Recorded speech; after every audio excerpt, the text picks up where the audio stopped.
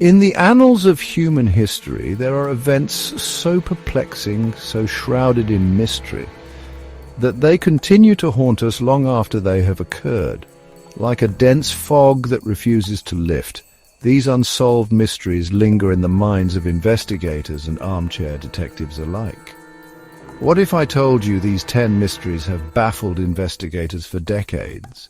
Stories of vanished individuals, inexplicable deaths, and bizarre occurrences that seem to defy all logical explanation. From the desolate wilderness to bustling city streets, these mysteries emerge from the shadows, challenging our understanding of the world and our place within it. Prepare yourself, for we are about to embark on a journey into the heart of the unknown. A journey into the top 10 unsolved mysteries that still haunt investigators today.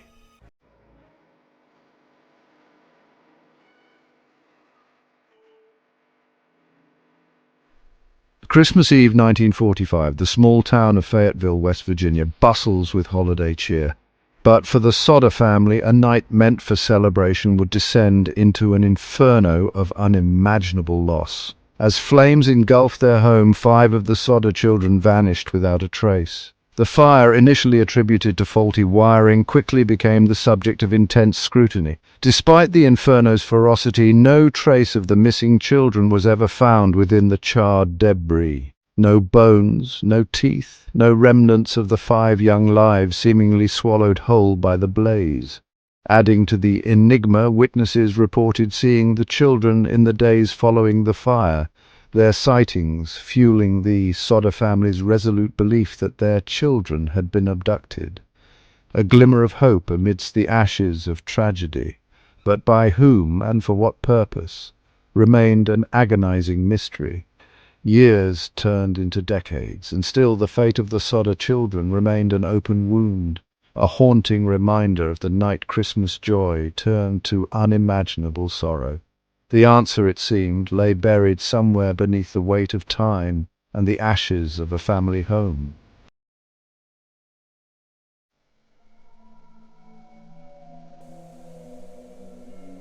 The Ural Mountains, a forbidding yet alluring landscape of snow-capped peaks and unforgiving terrain. It was here, in the winter of 1959, that 9 experienced hikers, led by the ambitious Igor Dyatlov, embarked on a journey into the frozen wilderness. Their destination, Mount Otorten, a peak shrouded in local legend and whispered tales of ancient curses. The hikers, young and full of life, meticulously documented their expedition, their photographs and diary entries painting a vivid picture of camaraderie and adventure. But as the days turned into nights, a palpable sense of dread began to creep into their accounts.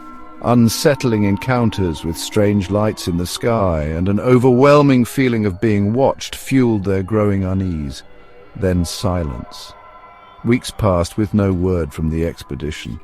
Concern morphed into alarm, prompting a desperate search and rescue operation amidst the unforgiving wilderness. What they found, or rather who they found, would shock the world and plunge the fate of the Dyatlov Pass hikers into a maelstrom of speculation and enduring mystery.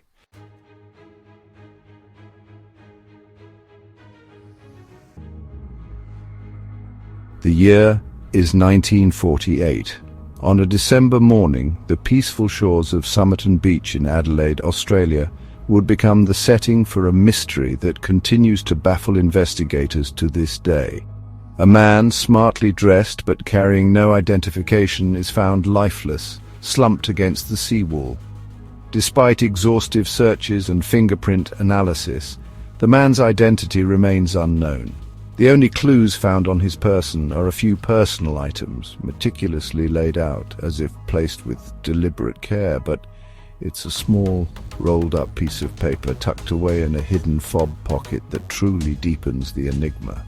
The paper, torn from a rare book of Persian poetry, contains just 2 words: Tamam Shud, Persian for the end or finished.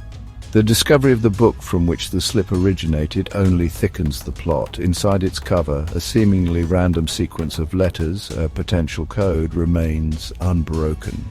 Could this be the key to unlocking the man's identity and the reason for his demise?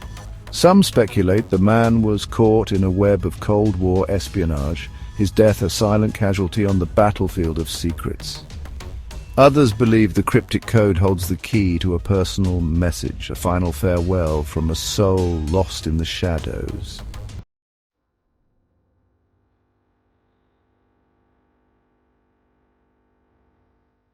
In the isolated Bavarian countryside, nestled amidst rolling hills and whispering fields, stood Hinterkaifeck, a small farmstead harboring a dark secret. The year is 1922. The Gruber family, seemingly ordinary farmers, become ensnared in a chilling tale that continues to send shivers down the spines of those who dare to delve into its depths. Days before the gruesome event, strange occurrences plagued the farmstead. Footsteps in the snow leading to the house, but none returning. The unsettling sound of footsteps echoing from the attic, though it stood empty. A misplaced set of house keys suggesting the presence of an unknown visitor. Then, on a cold March night, the unthinkable. The entire family, along with their maid, are brutally murdered, their lives extinguished by the swing of a mattock, a farming tool found near the scene. The killer, it seemed, lingered for days, tending to the livestock, even eating their food, as if claiming ownership of the now empty homestead. Who could commit such a heinous act? Whispers of a family feud, a scorned lover, even tales of vengeful spirits spread like wildfire through the nearby villages. Yet despite a thorough investigation, the perpetrator vanished without a trace.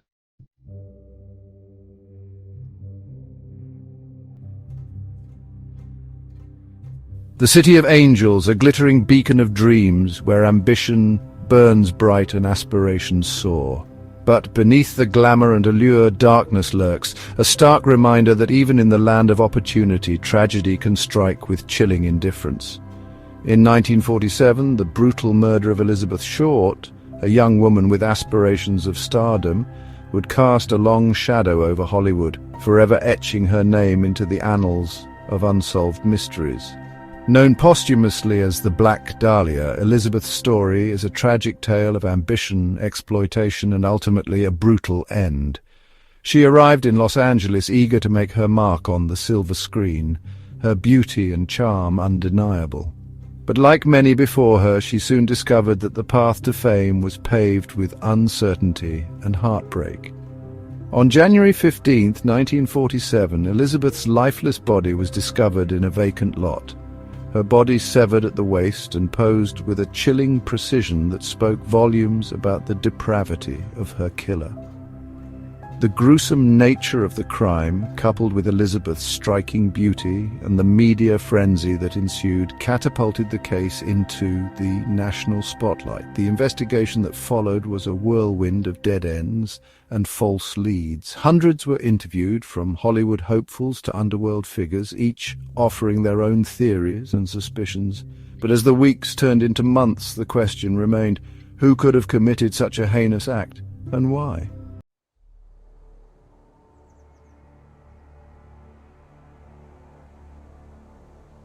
California, 1968. A seemingly peaceful landscape, yet beneath the surface a darkness was brewing.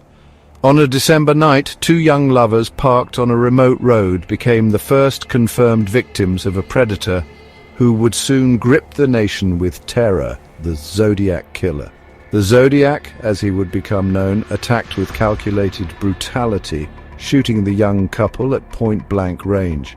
This marked the beginning of a reign of terror that would haunt the San Francisco Bay Area for years to come. His motives, shrouded in mystery, seemed to stem from a desire not just to kill, but to instill fear, to become a phantom, haunting the everyday lives of ordinary people. The Zodiac's calling card left at the scene of the crime was a chilling symbol, a crosshair etched onto the car door, a stark reminder of the precision and cold-bloodedness of the attack. This symbol would become synonymous with the killer, appearing in subsequent letters and ciphers sent to newspapers, taunting authorities and further fueling the public's fear. The Zodiac craved notoriety, seeking to etch his name into the annals of history through a campaign of fear and bloodshed. Little did he know his gruesome legacy would indeed endure, but not in the way he might have imagined. His crimes would become a macabre puzzle, captivating and confounding investigators for decades to come.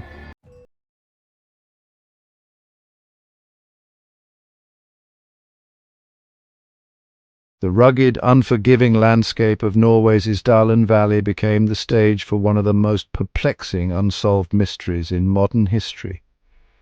It was here in 1970 that the body of a woman was discovered, her identity obscured by a web of aliases and erased identities, her story lost to the mists of time. The woman, found carefully concealed amongst the rocks and scrub, bore no obvious signs of violence, yet the circumstances surrounding her death screamed of foul play. Her belongings, meticulously stripped of any identifying marks, offered no clues to her true name, her past a blank canvas upon which investigators could only speculate. Dubbed the Isdal woman by the press, her case quickly captivated the nation, becoming a macabre spectacle that gripped the public's imagination. Who was this enigmatic figure, found dead in such a remote and desolate location? What secrets did she carry, and what brought her to this tragic end? As investigators delved deeper into the mystery, they uncovered a trail of false leads, coded messages, and a collection of wigs and disguises, hinting at a life shrouded in secrecy and perhaps even espionage. The Isdal woman, it seemed, was not who she appeared to be, her true identity buried beneath layers of deception.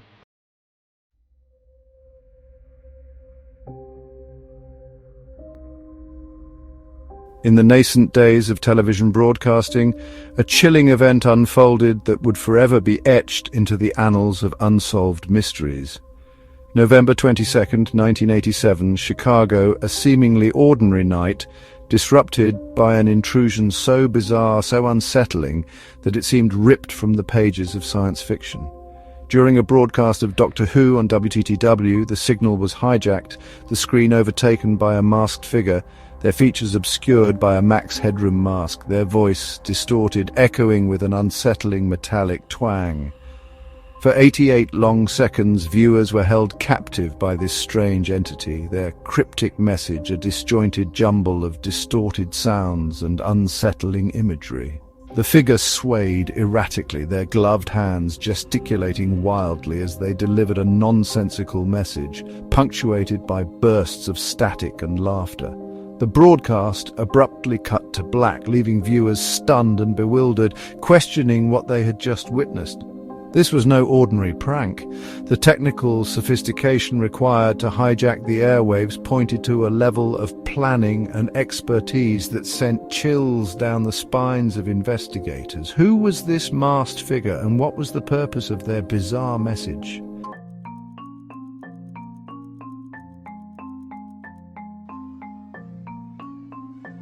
The year is 1948. On a seemingly ordinary summer morning, a chilling discovery on an Australian beach would spark one of the world's most enduring mysteries. The body of a man, well dressed yet unidentified, lay lifeless on the sands of Somerton Park in Adelaide. Despite the best efforts of investigators, the man's identity remained a frustrating enigma. His pockets contained no wallet, no identification, just a collection of seemingly mundane items, cigarettes, chewing gum, a bus ticket. But amongst these everyday objects lay a clue that would send shivers down the spines of detectives for decades to come. Tucked away in a hidden fob pocket was a tiny piece of paper torn from a rare book of Persian poetry. The words scrawled on it, Tamam Shud, Persian for finished or ended, hinted at a story far more complex and sinister than anyone could have imagined. Who was this mysterious man, and what series of events led him to this final tragic destination?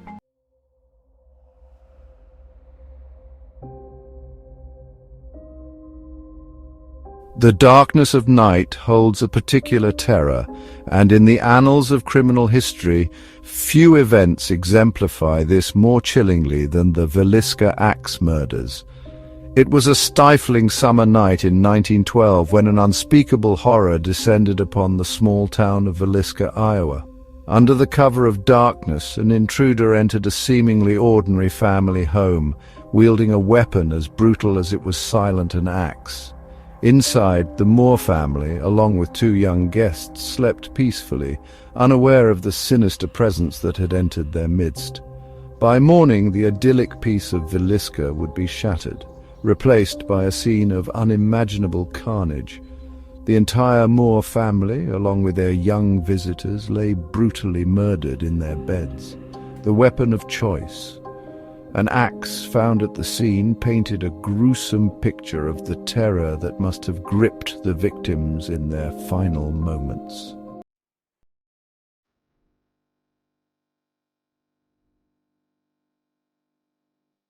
From the sun-drenched beaches of Australia to the heartland of America, these unsolved mysteries remind us that the world is a place of profound mystery.